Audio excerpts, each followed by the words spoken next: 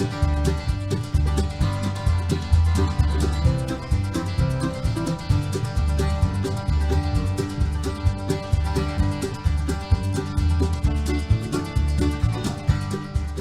y'all, welcome to Kentucky Fried Wargaming. I'm John. I'm Joe. And we're changing it up today. We're going to go ahead and have me start and run this because this episode is a response to Joe being a bastard and getting me into A Song of Ice and Fire.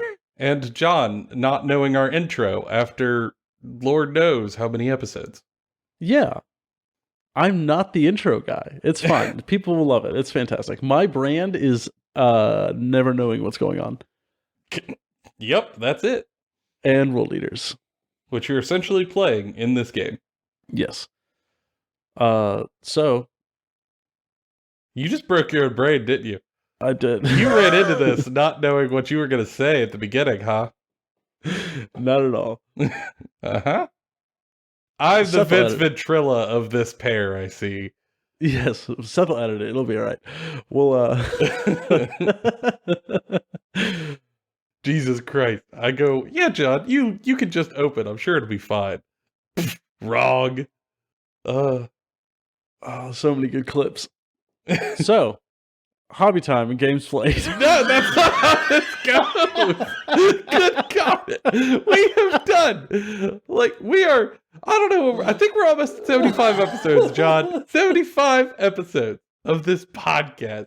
And you're telling me, in all this time, you haven't learned how to talk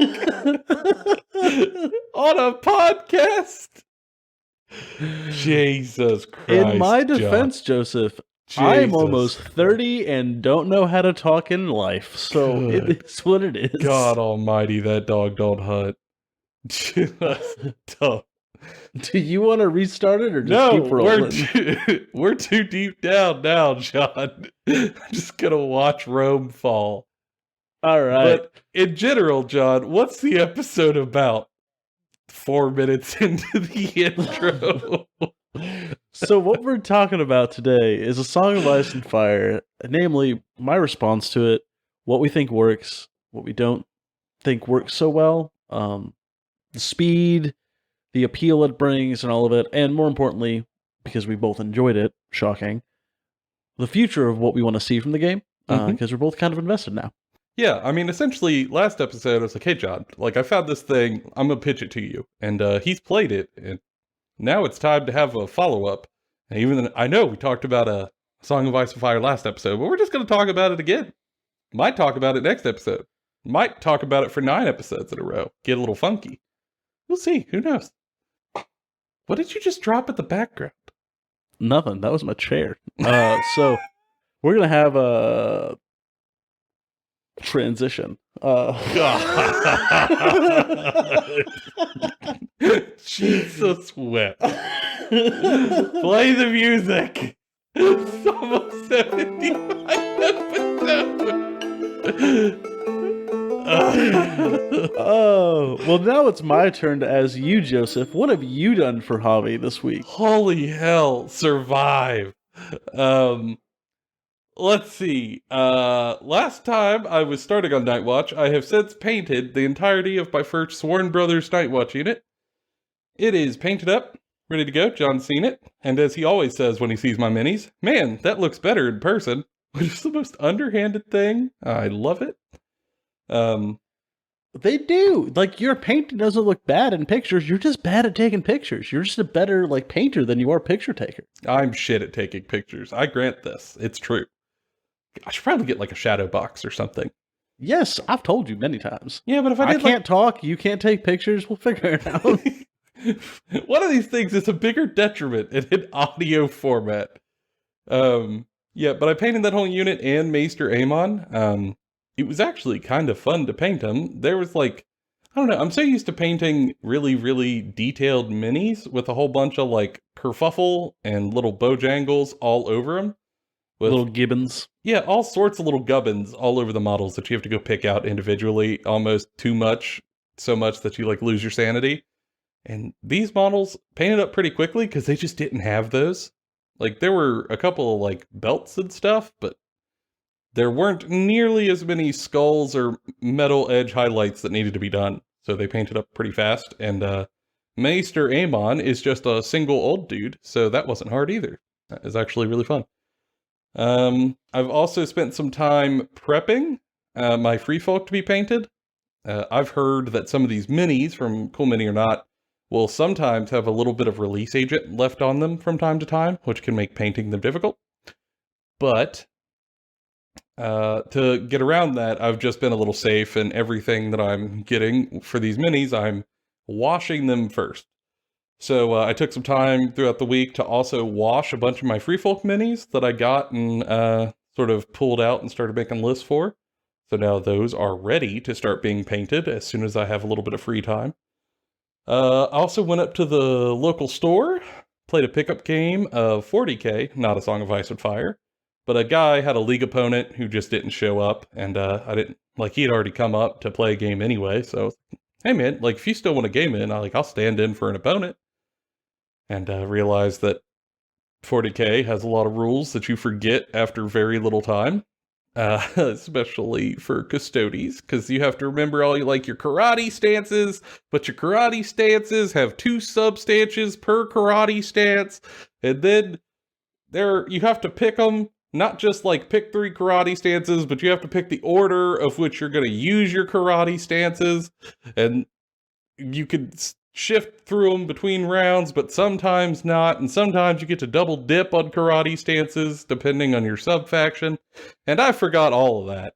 So I lost nonetheless, but had a really good time, giving that fella a game. And also kind of wheeling and dealing. I feel like I'm kind of like the drug hookup for my group. Yes. I was on the fence about Song of Ice and Fire. I'm like, oh, I'll try a pickup game. It might be all right. And then I'm just walking around a Target, and I get a message from Joe going, "Hey man, do you want some Greyjoys for super cheap?" And I went, I was kind of interested in them. How much is a lot? He's like, enough to the entire range besides 1 unit. Oh, damn. For how much? 35% of retail. Holy shit. I talk to people, John. I go to a game store and I just start chatting because I'm an affable lad. And as I'm sitting there shooting the breeze, sometimes I find out people are selling stuff. And when I find out, I feel it is my duty to pitch it to other people in the group so that I can have more opponents. And everyone else can get crackhead price deals. It's great. How dare you? You're welcome for my service. So yeah, I found that. I also found myself some Night Watch, a hell of a Night's Watch deal that will fill out my entire force for $100. It's incredible. Yeah, had a good time. And then I had medical stuff that put me out of commission for a little bit. So no painting or anything, but now I'm chomping at the bit to get back at it, especially now that my free folk are prepped and ready to go. And also, played a couple of games with John, which I will not talk about right this second, because we'll probably mention it later, but got a couple of games of Song of Ice and Fire in, which was really fun. Actually, in the weekend before that we played. Oh my god, did we play a Song of Ice and Fire 2 weekends in a row? We did. We did.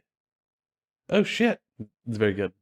Yeah, we had a little mini A Song of Ice and Fire day, where our buddy Travis came down from Cleveland, buddy Tanner came up from Richmond, and sort of met here in the middle where I'm at, and we got, 5 games in a day? Something. We got a ton of games in. Not 5 per person, but 5 games were played in the span of a couple of hours. But I think if we would have been actually trying to get in games and not wasting much time in between, we would have gotten in easily twice as many as we normally get. Yeah. Well, and also we started late because I had a motorcycle course in the morning. So I didn't even get home so we could start playing until 3 or 4. So, there was a little bit of delay, but a lot of games were played. Our buddy Tanner brought his Baratheons and threw them down. Travis brought Greyjoys. I was playing Free Folk, based around Bear Rider women, because everyone said they were terrible, and I am convinced that they're all high, and I'm going to prove them wrong. I call that list Bear Ball. And then John, I gave a loner list of Night's Watch, which I'm interested to hear how he liked, because it was kind of like a handoff list. But yeah, a lot of gaming this past update, which is nice to hear. I feel like I very rarely play games, usually. What about you, John? What have you been up to? I have the bug. All right, so I have begun painting these Greyjoys that I have gotten from Joseph. I started last night. Like, I rushed through a bunch of the stuff I needed to get done so that I could spend some time painting. And I'm going to paint more tonight. Like, when we're done doing this, I'm going to do dinner thing, maybe watch an episode of a show, and then I'm going to dive back into painting. I'm very excited about it. We're going to talk more about it in the episode about our actual games played.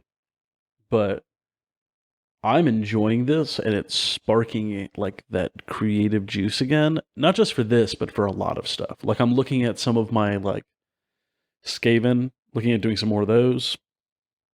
Just working on more projects that have just been sitting because I haven't felt the urge to like paint. It also helps I've started unpacking all my stuff from moving, and it's just I'm wanting to get back in that creative process again, back in that cycle. Sometimes you just need a little spark to get everything going. And I will be honest, sometimes I just really like painting simple stuff, and I don't always have that option with Warhammer, right? Like, yeah, painting clan rats is really simple. Like, I've done most of that. But, like, try to paint your, like, Thousand Suns or something, and you're going to have a tough time doing that. Yeah, like, try to paint any chaos model at all. Like, it's like a crash course on how do you paint skull and bone forever. Oh, and trim. And trim, yeah, just loads of trim. Gold everywhere. Yeah, whereas like painting dark or low fantasy rating Viking dudes, real easy. Yeah. I mean, I will tell you for Night's Watch, I spiced it up a little because I didn't want to just paint black on black on black on black. But even then, I mean, it really was like, all right, prime them all black. Dry brush some stuff like a deep, deep brown. All right, dry brush some different stuff, a deep, deep gray. All right, dry brush the last bit of stuff, a deep, deep blue. Wash stuff where you need to. Details, skin, highlight. Be done. Yeah. It's really fast for low fantasy minis, which is wonderful compared to what we're used to. It's a huge change. I'm a huge fan. Because like you have stuff like Space Marines, right, which are pretty easy to paint. They're pretty simple, but they still have those like tiny little things. Every time you look at the model and you think you're done, there's another little piece. Whereas I had the opposite with this. Like I just painted a bunch of stuff, painted the stuff that made sense. I looked at it, I was like, huh, that's it? Where's the pouch inside the pouch with the grenade? And like where's the 18 knives and the 14 skulls and the 72 chains and the big clock and like the enough purity seals to like cut down the entire Amazon rainforest. Like what are we doing? Which is it's a nice change of pace. Like I know I'll be going back to that relatively soon because World Eaters are coming out and they look beautiful. Those Berserker sculpts look great, but that can wait. I'm gonna enjoy this Game of Thrones Song of Ice and Fire game while watching the show and reading the book and diving back all into that again. Yeah. I might as well strike while the iron's hot. But speaking of A Song of Ice and Fire, we should get into what playing the game has done for us. Thank God, a transition. Yes. I can sometimes transition, but not very well. So the first thing I kind of want to get into, Joe, is the sheer like game design elements and list building parts, right? Like I think from the ground up, the fact that most of the game's keywords and rules on movement and just in general fit on a double-sided card. Yeah. Is great. Like there is like 4 keywords.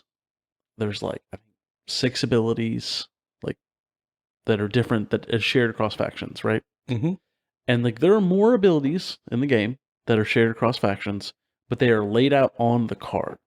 So you don't need to open up a rule book, which is the big thing for me, right? At no point during any of these games, even learning the fresh games, we did not need to open up a army faction rulebook.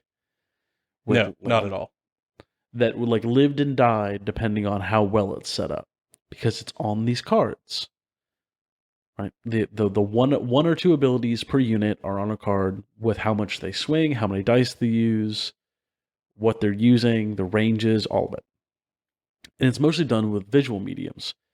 So like the 2 dashes for the range attacks means that it's long range. It's not 12 inches, not 36, it's not 27, it's not 12 plus 3 because of the stratagem, re-rolling because of your faction bonus.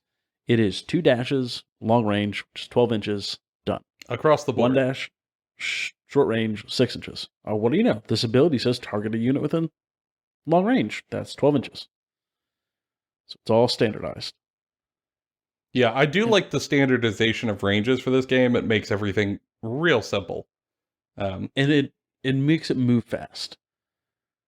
Right? Yeah. And it also means when you're building lists, it's pretty easy when you're like, okay, how am I going to position all my forces? I have 3 abilities that go off short range. Okay, so I'm probably going to be bunched up, right? Or maybe I have like a bunch of abilities that have long range. Well, I can spread out a little bit more and position my army differently, right? So even building lists makes it infinitely easier. And because of the way they use, and it's going to sound very nitpicky, but the way they use bold and underline and color on these cards and on these like list building apps, it's very easy to remember what does what. And where the combos kind of naturally flow. Because it's still a miniatures war game that has like combos where you want certain units to synergize with other units, but it's not clearly laid out for you like in a chart, but they make the dots for you and they leave you to draw the line instead of leaving you thumbtacks and a line and a corkboard and going to figure it out. Yeah. There's a whole lot less mental load there, which I think is really nice because it leaves your brain open to just think of how you're going to play the game. And I think that also extends into like commanders and attachments. And being able to just put them in a unit. And the only thing you have to do is to pay the points for them if you need to, and then take their little card for the character and set it underneath your unit card, and that's it. You're ready to go. Now, what I like, you could read the bold just like you can on the regular unit card, and everything is laid out very nicely and clearly. And another thing that's great is you have your base cards, because you use tactics cards to use in the game to kind of like act almost as stratagems for those of you who play 40K. But you can only have so many in your hand at a time. You draw them, so they're kind of random. And you have your base deck, and then when you get your commander, essentially like your air quotes sub-faction, you slap the cards that come with that commander into that deck and shuffle it, and you have access to those too.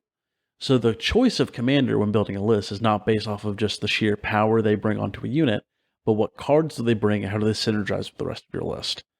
Yeah. So some commanders might be absolute beat sticks that can really get in there and just crush in combat. But their cards might be a little lackluster. Whereas otherwise, you have some commanders that are the reverse. They really don't hit all that hard in combat, but their utility through the cards, or maybe like a board effect, like Asha from Greyjoys, for example, is enough to still make them very interesting, regardless of their actual like punchy punch ability. Which, huge fan.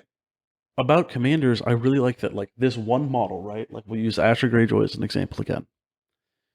You can take her as a commander. You can take her as an attachment, essentially like a sergeant in a squad that gives a different bonus and a different ability.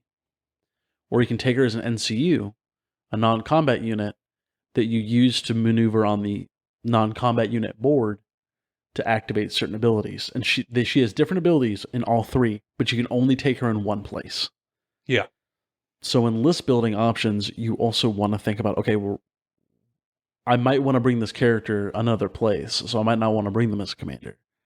Like, I love using Vicarian, the Iron Captain, as an attachment and not as a commander because of the ability he brings. Whereas I like to use, like, Balon Greyjoy as a commander because I like his cards and I like his ability on his that he can bring. And, like, I think Eric is a great NCU because he allows me to like activate my mechanic pillage a little bit more. But I don't necessarily like his commander. And I like that flexibility where like there's kind of 3 ways each of these characters gets a chance at being good. Yeah, which like I don't know, it just gives you a little bit of flexibility, which feels nice, and you get a little bit more mileage out of your minis. But how did all that sort of play out in your first games? So in my first couple of games, like my very first game, I was kind of confused because it was more simple than I expected. Right, like I'm sitting there playing with the cards, like moves over. I'm like, okay, is that it? Oh no, that is just it. Okay, I guess like do I do this and then this? It just works like that. And there wasn't like a caveat, like with a lot of 40k and Age of Sigmar and stuff. And like Infinity is also pretty bad about this. There's always a do this but, do this but, do this but. But in this game, it was do this. It just happens. Yeah. And your opponent gets to answer it, but you do the thing. Mm-hmm. And the fact that your opponent gets to answer a lot of it also makes it feel more interactive. Yeah, I don't like even playing air quotes control type armies or units or cards doesn't feel bad for either person because there's always something someone can do about it. Mm-hmm. Which I found engaging. I was like, after the beginning, my first game was hooked. Like, I enjoyed the way combat flows. Like, I enjoy that even though the game is mostly melee focused with like a little bit of range, the melee felt very back and forth. Right? It feels like a fight. It feels like the slightest mismaneuver or the slightest trip up or like feint from your opponent with like a clever move is going to cause ramifications. Mm-hmm. It's very good. And then on top of all of that, the thing I think that I like the most, even though it's somewhat infuriating because of the faction I'm playing, is that morale matters. Oh, buddy. In so many of these games, the morale system is either non-existent or is just overly tuned or overly complex.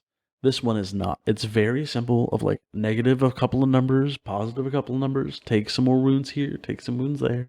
And there's lots of ways to combo out with the factions with it. But it's not like with Kill Team, for instance, there's like, I don't know, like 7 pages of rules about how negatives work and how they interact with wounds and yada, yada, yada. Or in like 40k, half the factions just ignore it. It's an optional mechanic, seemingly. Mm-hmm. It felt good. And the surprising part, the thing I think surprised me the most, was just how much the NCU board changed the game for me. Oh, man, yeah. I think that is kind of the wake-up call first game you play, is realizing that the NCU board, by clever use, can win you the game. Not just win you the game, but also make the game feel like an actual war fight and not just like an RTS on a table. Yeah. Like it adds a level of immersion. It's very fun because you can see the politics going on to the side. You can kind of tell a little bit of narrative there while also playing the game over here. And it almost acts as like reactions in a lot of ways, which is very fun. And I want to see more games adapt that. Like flat, I think that if your game has any sort of narrative behind the scenes of like politics or logistics, which I think most of them do, this should get implemented in some way or some form into most of these games. I think it completely brings a whole new thing to the design space of the game. Mm-hmm. Yeah, so, I mean, if those were your realizations from game 1, like, how did it feel game 2 once you kind of had a little bit of the experience underneath you?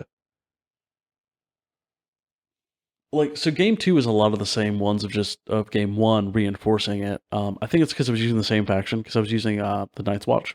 Mm-hmm. And the Night's Watch were kind of like playing Grey Knights or like a mostly Terminator Force in 40k, where like if I made one mistake, it felt super punishing, but like I kept getting big win after big win because it just hit really hard. Yeah. And then when I moved to playing Greyjoys the weekend after, that's where I had to learn like, okay, I need to play synergistically. I need to play in a tempo fashion because alpha, like, even though I do a lot of damage and I'm an aggressive army, alpha strikes don't really work. You can't really kill a unit in one turn. So you have to be like, the game is so built around momentum and not just what can I nuke turn one to kind of hamper my foe and then do cleanup. Like that doesn't happen here. It is, what can I push and pull on to build momentum to finally break the gate? Yeah. And if I can't do that in time, or if I can't do that in a way that my opponent can outmaneuver me, then I'm probably going to lose. Yeah, I think Greyjoys are like a very like a hard right turn compared to Night's Watch. I mean, you went from like two very, very wide ends of the spectrum, from like, you know, elite units that are kind of slow but all very, very rock solid, to a faction that has some chaff that's just okay with taking losses that are acceptable to power up the big stuff. Yeah. With an interesting mechanic of like, you have to do damage in order to unlock the full benefits of your units. So you have to sacrifice stuff to get stuff in there to start churning. Yeah. And I was surprised, like overall with the game, about how diverse the mechanics are. How much of the game is like, I kind of expected it to be a little bit more, the two flanks run into each other and they hit each other with like slight bonuses here, maybe a different ability over here, maybe the politics allow you to do some cool stuff, and like a couple of like cool units like cavalry moving around. And I was really surprised by just the sheer amount of flavor, right? Yeah. In particular, like I love, oh, what is it? Aeron Greyjoy? The guy with like the crown who influences a unit and makes them really, really hard to kill. Balon Greyjoy. Not Balon Greyjoy, Balon Blacktide. Blacktide, that's it. So Balon Blacktide, he has the ability that when he's politically politicking, he's like a priest of this drowned god. And when he takes some players on the NCU board, he could kind of pick a unit that he's going to bless with his favor. And they get really good bonuses that make them hard to kill. I mean, terribly hard to kill. Doubles their tankiness. It takes 2 wounds to deal 1 wound to them while they're blessed by this hero. However, if at any point that unit fails a leadership check, like a panic test, he no longer finds them worthy of his blessing and pulls it off of them. And I love how fickle it is. And it's a fun tactical lever as an opponent. Like I was playing John in a game where I was playing my free folk against his Greyjoys so that he could try him out. And I was just absolutely like smashing it off of a unit that was blessed by him. And then through a clever move, I was able to like take a politic board that meant he had to take a check at some negatives. And with a combination, he failed it. And then boom, the uber powerful card that was really good is pulled off with flavor and fun mechanics that I got to engage with as an opponent. And like I got to feel like a clever boy for solving this problem. And then, you know, attacking him and doing a bunch of damage. It's so good. And I think that brings me to like the second big thing I want to talk about, which is how quickly the game picked up for me and how quickly I could just dive into the game, start looking up lists, start building lists of my own, coming up with combos, learning what the abilities do, and it all clicked really quick. And not just for me, but for almost everyone else who's been playing. They've been picking it up way faster than other games. And it's laid out so easily. Like you can be sitting in the middle of a game and looking at a board, scratching your chin and go, oh, I can do this here, and then that might let me do this over here. And you start doing that, and your opponent notices it and goes, all right, I see what they're probably going to do. I'm going to try to do this over here. And it feels like chess almost immediately. Yeah. I don't know, like it's one of those things where as you play a faction, you come to figure out what they want. You come to figure out how they're probably going to try to operate. And your faction that you're playing, similarly, has tendencies that are in there. But once you know an opponent a little and you have just the smallest amount of experience playing a faction, not only are you thinking, what do I want to do to accomplish my game plan, but maybe can I go out of my way to take something that I don't want, but that I know will really hurt theirs? And your opponent's thinking the same about yours. You're politicking and scheming and strategizing in this Game of Thrones game, trying to like cut off avenues for your opponent. And it happens so fast. Like, I am not a crunchy rules guy. And I sort of got with it and came into the fold probably within like 2 turns.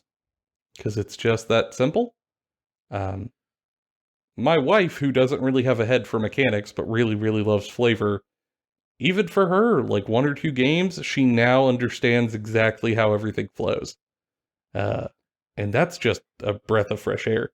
It makes it easy to teach people. And like when we played our games of Free Folk, like our first game of Free Folk, I kind of got slapped around a lot. But I felt like our second game with my Greyjoys versus your Free Folk, you were basically playing the same list. But the back and forth of like politics to tactics to movement to positioning to everything, we were neck and neck for most of the game. Yeah, we were. Until like the very end where you pulled like a couple point lead over me that I was just like, done. Yeah. It was very close. And it felt like we were tugging and pulling at each other constantly. Yeah, there was no point where like it was just kind of a run over.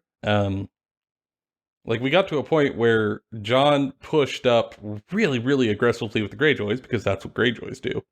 And I just kind of left him bogged down on, like, this weird corner edge of the board. And instead of being in the fight, I had some fast units. So I decided, like, oh, like, I could just scamper on on 4 out of 5 objectives. Okay, I got him. And, like, up until that point, I had no idea if I was going to be able to pull it out. But it wasn't until like turn 4, after we had some great bloody fights with a whole bunch of positioning, that a path opened itself up to win on objective points. Yeah. But at that point, like when we realized it was over, it wasn't, oh man, like you pulled out that weird thing I didn't know you had. You gotcha'd me. It was, damn, that's a good move. GG. Yeah. Like, yeah. Well played. Yeah, it's one of those situations where like a move I made 2 turns ago and you counter moved accidentally led to you having an opening that you could take. Yeah. It wasn't because I had a 2-point stratagem that let me just go ahead. I don't have to play your game mechanics. Mm-hmm. Like it was very good, very natural. I enjoyed that. And I think that on top with having such a deep well of stuff to pull from in the actual IP helps the game a lot. The houses have their own identity.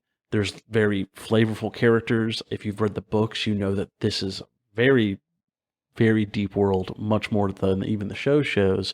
But on top of that, there's a super long show to watch while you're painting miniatures. So like you can kind of immerse yourself in the thing while you're playing or like doing it. I mean, we're making jokes that we're going to have a big, War of the Seven Kingdoms one weekend, and we're going to fight over a lawn chair that we shoved plastic swords on and called the Iron Throne. Like, it's hilarious. It's going to be great. It's great. But I also think that might be some of the game's downfall. Because, like, one of the great things about Warhammer is that it is so vague. You can kind of make your battles narratively whatever you want. I think that's less the case here. Because we kind of have defined battles. We know some of these characters and what happens to them. Yeah. It's a lot less open-ended.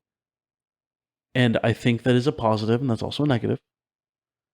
And it makes me wonder where the future of the game is going to go. Yeah, me too. I mean, I think it's a similar issue you run into when you play Legion, like Star Wars Legion. Because Legion spans the prequels, the sequels, and I'm sure we're going to get into the prequels, the sequels, and the originals. And I'm sure we're going to... Well, actually, I don't know if we have the sequels yet, but I'm sure we're going to get there. But I mean, you're going to have characters on the field fighting enemy characters who were not alive at the time that, like, they were born, like, time stuff. But I don't know. It was one of those things that kind of I was a little worried about in Legion before I played it, but now that I've played it a number of times, it just doesn't bother me. It's more fun that it's a little weird. Um, and I feel like this is similar. Where like, do I necessarily know why the Free Folk are running all the way down to pillage the Lannisters? No. But do I still want to do it? Absolutely. Yeah, I mean, like, everybody knows what happens to Ned Stark, but, like, Ned Stark, he's a playable character in the Starks. So what? He's fighting, like, the Dornishmen? The House Martell? Like, what's going on here? It doesn't really make sense, but that's okay, I think. I think that getting too wrapped up in that kind of ruins the fun.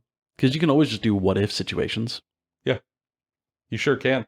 Well, and also, like, I'm not going to say too much, but, like, for people who have read the books, not all dead characters are dead. Let's just leave it at that. Yeah, and, like, I think as a final note, we'll talk about, like, the future we want to see for the game. Yeah. I think that, like, releasing the rest of the houses, they're bringing out House Martell soon, adding more units, adding more interesting things. It's great. Maybe add stuff from other parts of the world, maybe some of the Free City stuff that isn't just like Targaryens folded in. Mm-hmm. That'd be cool. Be a huge fan. I'd also like to see White Walkers introduced at some point. And I know that, like, I've listened to a podcast with some of the creators, and I think they said George R. R. Martin was not sure there was enough depth to make an army out of them. But I just respectfully disagree, George. Like, if you sat me down with a 24-pack of beer and a day, I would come out of there after listening to the Winds of Castamere with a full army list and multiple NCUs and commanders. Like, there's gas in that tank, I think. Like, there are giant ice spiders that you could ride around on as cavalry. Come on now.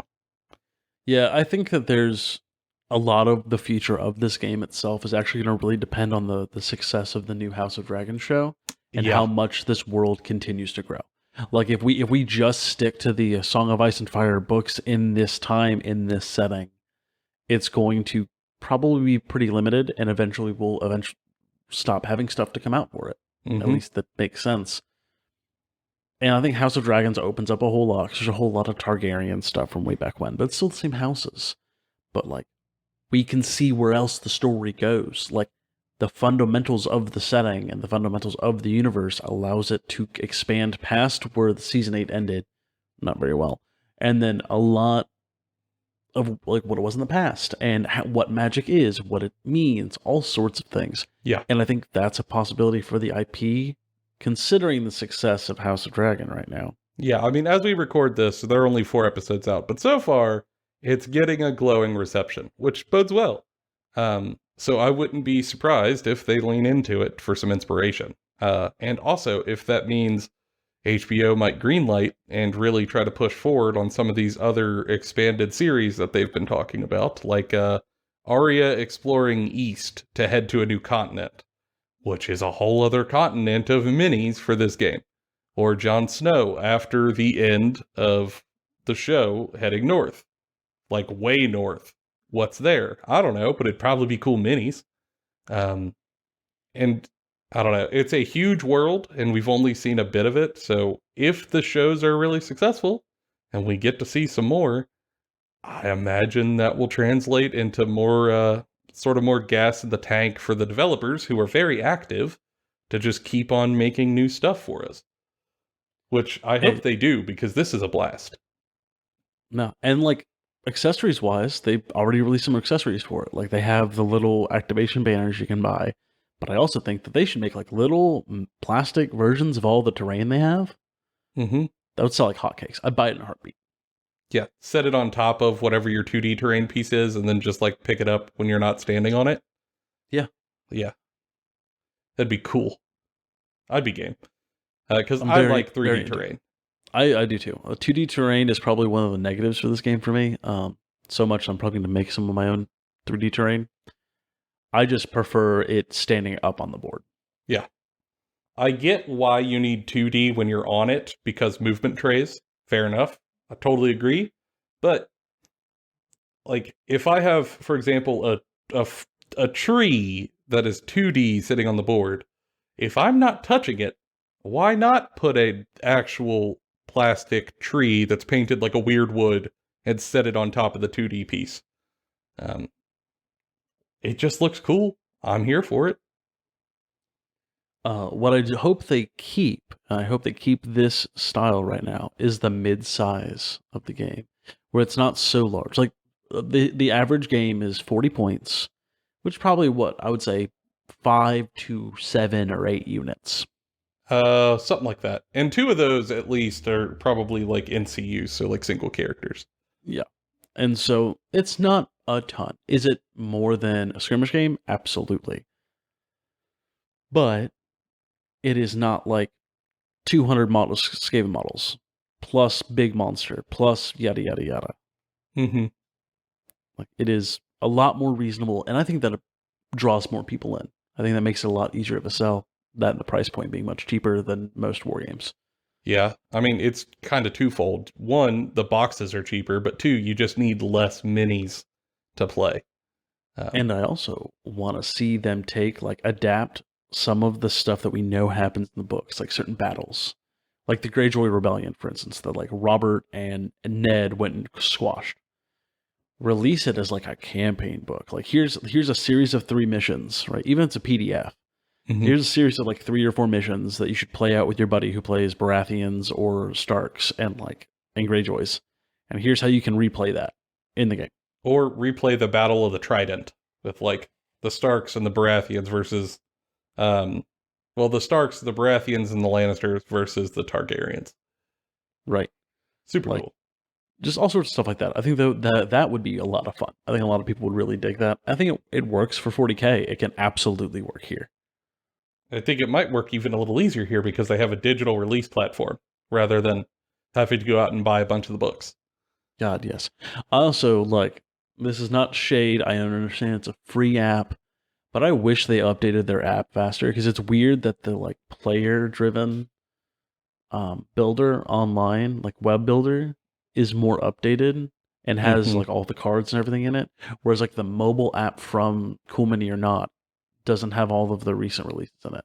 Yeah, I did notice that. I got, what is it, Varric 6 skins? And I was going to try to do some list building with him, but I just cannot. He's not there, which is unfortunate. At least the community has stepped up to fill the gap, but it's just a shame they have to. Yeah. I can look past it because of the rest of the game's excellence, but it is something I hope they improve on in the future. And I hope they up their presence in some of the bigger tournaments and things and conventions, because I think this game has pretty impeccable balance. Yeah, I mean, we've played how many factions? 1, 2, 3, 4, 5 factions now, all against each other almost. I have yet to feel a heavy skew. I even did some digging online, and a lot of the stats online from tournaments and other things, even the worst tier faction, which is I think Starks, Targaryens, still have won tournaments pretty recently. Starks just recently won the big GT. Yeah, they're only a couple of points away from each other, so there is no real worst faction. They're all kind of neck and neck. And that's pretty cool. Normally, from what I understand historically with the game, because it's been out for a few years, there's every once in a while, there'll be one list that comes out where just something's a little too broken, and that just gets nerfed a little bit, and everything goes back into normal. It's not like some of the other bigger games where it's this cycle of new faction, great for 3 months, bad. New faction, great for 3 months, bad. Everything's kind of on the equal tier. Can play it, at least also as a casual setting. I never felt like somebody list building just a normal list was too good to play against. Yeah, until Tanner makes us all panic off the board with all of his flaming holy adventurers. Gotta be delightful. That's fine. That's fine. He's got a witch. He's got a witch. It's fine. We'll burn her. Yeah, I mean, our group has had collectively 10 games over the past 2 weeks, something like that. Jesus, that's a lot of games.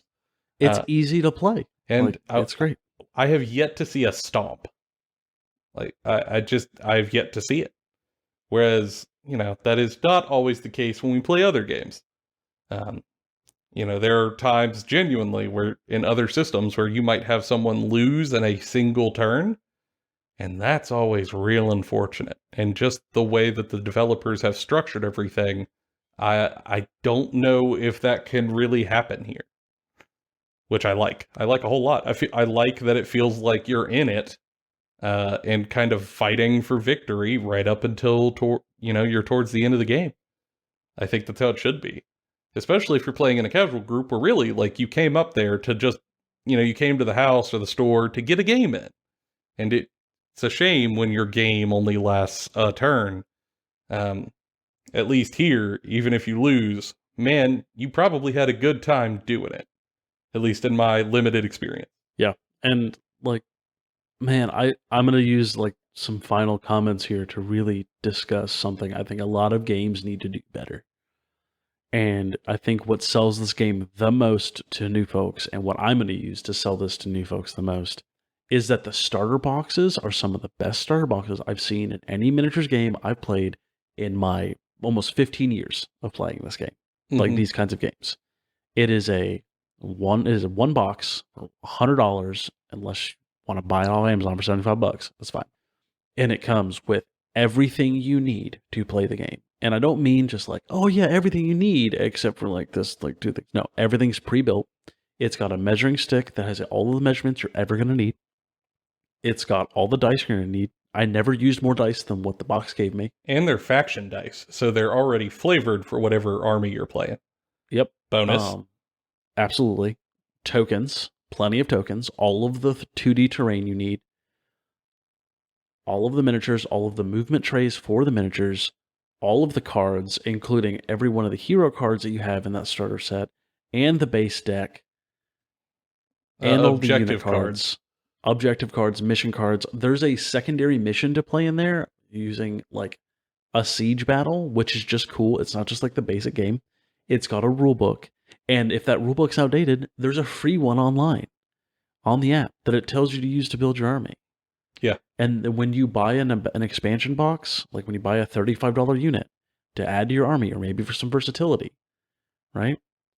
You get everything you need to add that immediately into that. So the first purchase when starting a new army is just one of these starter sets. It's perfect. And the best part, I think the most integral and important part of it, is that it was designed from the get-go to be a 30-point army that you can be played against another 30-point army. You can take any of these two starter sets and fight them against one another, and it's a good game.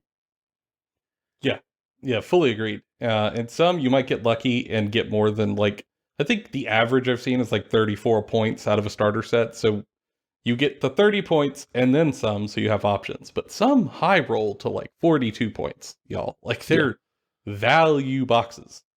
I cannot tell you how many times I have looked someone in the face when explaining to them how to get into AOS or Warhammer or Infinity or Malifaux or any of these other games, even Star Wars Legion, and go, yeah, so you're going to want to get the starter kit, and then we'll play a small game for a while until you get these other 4 kits, and then we can play a full game. Mm-hmm. Like, it is not just a Games Workshop problem, it's a problem across the board. Like, it is... And this game, doing it right, is just very impressive. And I kind of expect it from every other game. Like, every other game's, air quotes, starter set has to live up to this. Yeah, and if they don't, I will not forget it. Like, yeah. Like, the Indominus box set for $40K was great because it came with, like, a set of Necrons, a set of Marines, a rulebook. And a rulebook and a bunch of stuff, right? But that comes out once every 3 or 4 years, and it's like $200, and if you're not playing those two factions, get fucked. Yeah, whereas here, you get to choose by faction. So anybody playing is going to have an option to get in really easily, and I think that's great. I cannot support them more. Hats off to the devs, and cool mini or not. Great design. I think anyone selling miniatures for a war game should genuinely think as like first step, how do we get new people in with a starter set that is enticing? That is an actual starter set. And this is a masterclass in that. It is not just, here's what you need to kind of barely scrape by. It is, here's what you need to start playing the game. Full stop. And it builds an immediate sense of respect between the developer and the player, in that they welcome you into the game by giving you all the tools you need to start, and then have enough confidence in the game they've built that you will buy more models. Yep. Yeah, they don't need to nickel and dime you, because they have confidence that once you do get their starter set, you have everything you need. Presumably, another person got a starter set. You're going to have so much fun that you cannot help but want to buy more. And especially with their more reasonable pricing structure, it makes it even more tempting. Yeah, it's great. I love how they're currently operating the sort of business end of the game, which I feel like we don't talk about quite as much sometimes, but when it's this good, like, you've got to shout it out. I'm a fan. I'm sure at some point we'll do an episode about, like, the business side of wargaming and how it is kind of sad and depressing. But like maybe we won't. Who knows? If you don't want us to, tell us, please fucking don't. Like, please. And also, if you want to hear more about this, A Song of Ice and Fire, like, we've just did 2 episodes. Like, we did my sort of pitch and John's response. If you want to hear more, for example, let's say you want to hear about the factions and specifically what are their faction identities? What do they do? Kind of what's the elevator pitch? Where do I get started? If you're really interested, let us know. Like, guys, be more than happy to break down these factions. I mean, we've got like 5 of the factions represented in our play group currently, and it's only growing. And so we can just get the ones we don't have and try them. Well, you know, if I can do it for $75. I mean, I'll do it for the listeners. You know, I'll for y'all. It's truly an altruistic act. Yeah. It's not because I'm cripplingly addicted to miniatures. No, not at all. Push all. First step is admitting you have a problem, so I'll just never admit it. But yeah, if y'all want to hear more of that, please let us know, because we're really not sure if these are landing as we're recording them. So, like, if you hear us talking about free folk and how I'm talking about ladies riding around on polar bears, and you're like, what the hell is that about? Like, I'm happy to break it down, or any faction. Just hit us up on social media. You know where they're at. Instagram, the Twitter, YouTube comments, wherever you prefer to be at. And if you're interested in a Song of Ice and Fire game, and you're trying to get your group into it, maybe send them over these 2 episodes of the podcast. You know, it might help get everybody in to have something to kind of pitch it, and then also to express to them just how affordable it is to try. And you know, we also appreciate you sharing the show. But in the meantime, we'll be painting up some minis for this. I've got some Free Folk Raiders I'm going to try to paint up. John's got some Reavers. And until then, that's been all of our opinions. Bonafide. Kentucky Fried. We'll see y'all on the next episode.